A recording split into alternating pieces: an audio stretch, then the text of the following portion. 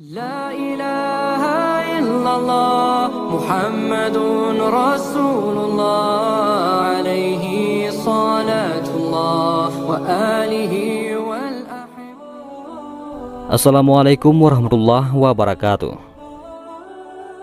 Mungkin kita pernah mendengar kisah cinta paling inspiratif dalam Islam, seperti kisah cinta Nabi Yusuf dan Zulaikha, Nabi Muhammad SAW dan Sayyidah Khadijah radhiyallahu anha, atau kisah cinta Ali bin Abi Thalib dan Fatimah Az-Zahra.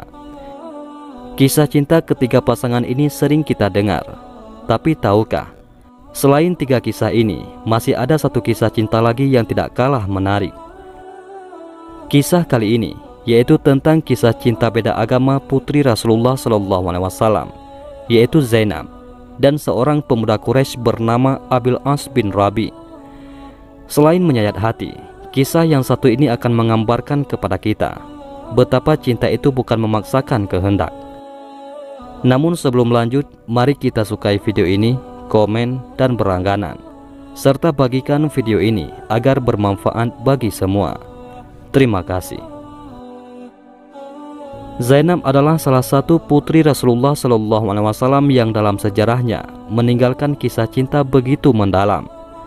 Setelah memasuki usia pernikahan, sang bibi, yakni Halah binti Khuwailid, saudara Ummul Mukminin Khadijah radhiyallahu anha, meminang Zainab untuk putranya, yaitu Abil As bin Rabi. Semua pihak pun ternyata setuju dengan perjodohan ini, dan saat pernikahannya, sang ibu, yakni Sayyidah Khadijah, memberikan kalung sebagai hadiah dan ungkapan tanda sayang kepada Zainab. Pernikahan itu berlangsung sebelum turun wahyu kepada Nabi Muhammad SAW. Zainab dan Abil As bin Rabi selalu hidup dalam keharmonisan. Akan tetapi, kemudian semua berubah setelah Nabi Muhammad SAW diangkat menjadi Rasul. Zainab pun beriman dan memeluk Islam. Akan tetapi, Abil As tidak mudah meninggalkan agamanya.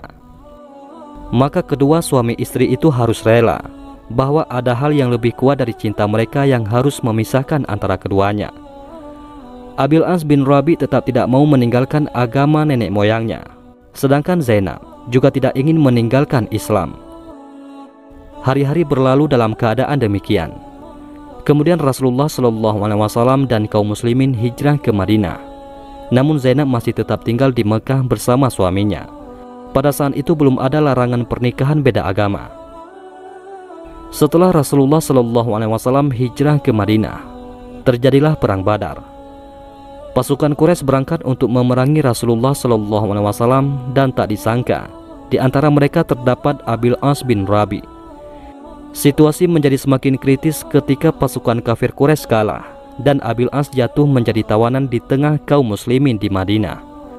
Kemudian kaum Quraisy mengutus orang untuk menebus tawanan-tawanannya. Zainab pun mengirimkan harta dan sebuah kalung untuk menebus suaminya, yakni Abil As bin Rabi. Ketika Rasulullah SAW melihat kalung itu, hatinya pun merasa iba. Beliau lalu bersabda kepada para sahabatnya, "Jika kalian tidak keberatan melepaskan tawanan dan mengembalikan harta miliknya, maka lakukanlah." Mereka menjawab, "Baiklah, wahai Rasulullah." Kemudian mereka melepaskannya dan mengembalikan harta milik Zainab. Di sini, Abil As bin Rabi berjanji kepada Rasulullah untuk membebaskan Zainab dan mengembalikannya kepada beliau di Madinah. Abil As pun pulang ke Mekah bersama kalung yang tadi dikirim sang istri. Kini ia tahu betapa cinta dan kesetiaan Zainab tidak pernah berkurang untuknya, meski agama menjadi tembok pemisahnya. Namun ia tetap bertekad untuk mengembalikan Zainab kepada sang mertua. Begitu sampai di rumah, Abil As mengucapkan terima kasih kepada sang istri. Ia pun berkata, "Kembalilah kepada ayahmu, wahai Zainab," ucapnya sambil berusaha berbesar hati. Pada hari yang telah ditetapkan, Zaid bin Haritsah bersama seorang laki-laki Ansar diutus Rasulullah untuk menjemput Zainab di sebuah desa di pinggiran kota Mekah. Abil As yang tidak kuasa menahan tangisnya saat melepas kepergian sang istri. Bagaimana dia mampu melepaskan orang yang dicintainya, sedangkan dia mengetahui bahwa itu merupakan perpisahan terakhir selama kedua hati masih berpegang pada agamanya masing-masing. Hatinya semakin sedih lagi, karena ternyata Zainab sedang mengandung janin buah hatinya dan ia tidak bisa mengantarkan Zainab keluar ke kota Mekah sebab keadaan pasca perang saat itu. Abil As selalu mengutus saudaranya, yaitu Kinanah bin Rabi, untuk mengantarkan Zainab. Ia berpesan, "Wahai saudaraku, tentulah engkau mengetahui kedudukan Zainab dalam jiwaku.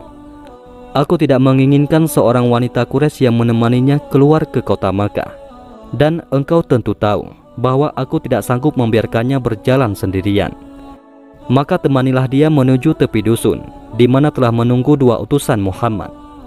Perlakukanlah dia dengan lemah lembut dalam perjalanan, dan perhatikanlah dia sebagaimana engkau memperhatikan wanita-wanita terpelihara. Lindungilah dia dengan panahmu hingga anak panah yang penghabisan."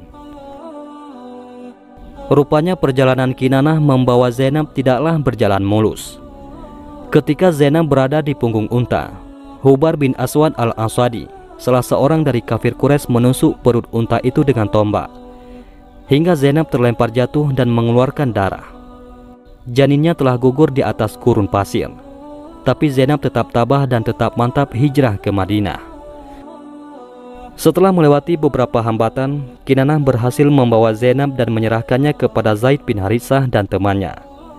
Keduanya lalu membawa Zainab kepada Rasulullah SAW.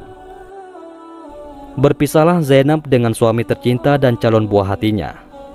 Cinta mereka benar-benar diuji dan tidak ada lagi jalan untuk bertemu. Abil As yang telah tetap di Mekah selalu murung dan menyendiri karena sang belahan jiwa tidak ada lagi di sisinya. Sedangkan Zainab di Madinah bersama sang ayah menjadi sering sakit-sakitan karena cinta dan kerinduan yang sangat mendalam. Kalau saja bukan karena iman dan takwa yang menguatkan tekadnya, tentu ia akan tetap bersama Abil As hingga ajal yang memisahkan. Hari berganti minggu, minggu berganti bulan, dan bulan berganti tahun. Suatu hari Abil As bin Rabi keluar bersama kafilah dagangnya menuju ke Syam. Saat perjalanan pulang, dihadang oleh pasukan muslimin yang berhasil merampas hartanya. Syukur mereka tidak membunuhnya. Kini Abil As bin Rabi tidak punya apa-apa lagi. Bukan harta pribadi saja yang habis, melainkan juga harta dagangan yang dititipkan orang-orang padanya. Bagaimana ia bisa sanggup kembali ke Mekah? Di tengah keputusasaan saat itu, teringatlah Abil As kepada Zainab, wanita yang begitu mencintai dan setia padanya. Maka diputuskan pada suatu malam ia menyusup ke kota Madinah dengan sembunyi-sembunyi. Abil As berhasil bertemu Zainab dan segera mengatakan maksud kedatangannya. Ia meminta bantuan Zainab untuk melindunginya, dan ia juga berharap harta dan dagangannya bisa dikembalikan. Masih begitu besar cinta di hati Zainab untuk Abil As. Karena itu pula ia bersedia melindungi laki-laki tersebut. Ketika masyarakat Madinah mengetahui keberadaan Abil As di masjid, mereka pun berkerumun dan berniat untuk menangkapnya. Tapi kemudian Zainab berseru, "Hai orang-orang, Abil As bin Rabi dalam lindungan dan jaminanku." Rasulullah SAW yang sedang sholat menyelesaikan sholatnya. Beliau segera menemui orang banyak dan bersabda, "Wahai orang-orang, apakah kalian tidak mendengar apa yang aku dengar? Sesungguhnya serendah-rendah seorang muslim, mereka tetap dapat memberi perlindungan." Kemudian beliau masuk menemui putrinya. Zainab berkata, "Ya Rasulullah, sesungguhnya jika Abil As dianggap keluarga dekat, ia masih putra paman. Jika dianggap jauh, ia bapak dari anakku, dan aku telah melindunginya."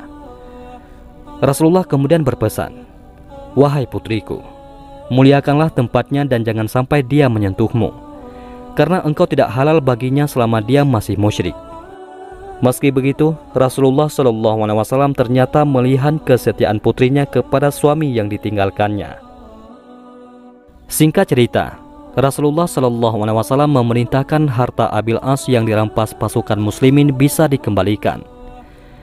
Beberapa orang di antara para perampas berkata, "Hai Abil As, maukah engkau masuk Islam dan mengambil harta benda ini?